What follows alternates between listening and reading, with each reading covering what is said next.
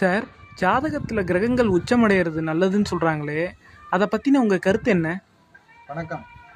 ஜாதகத்தில் கிரகங்கள் உச்சமடைகிறது நல்லது தான். ஆனால் அதுலேயும் ஒரு மைனஸ் பாயிண்ட் இருக்குது. ஒரு கிரகம் ஒரு இடத்துல உச்சமடையுதுன்னா அது உச்சமடைகிற இடத்துலேருந்து ஆறாவது வீட்டை அது கடுமையாக பாதிச்சிடும். இது பல ஜாதகங்களில் பார்த்துருக்கேன்.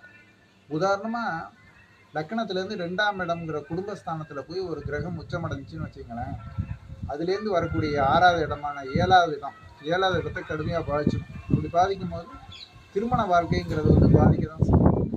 அதே மாதிரி பார்த்தீங்கன்னா 5ஆம் இடத்துல போய் ஒரு கிரகம் உச்சம் அடைஞ்சின்னு வச்சுக்கோங்க, 5ஆம் இடத்துலேருந்து 6ஆம் இடம் என்ன வரும், 10வது இடமா வரும். அவங்களுக்கு தொழில் ஸ்தானம், உத்தியோகம் இது சம்மந்தப்பட்ட பாதிப்புகளை கொடுத்துரும்.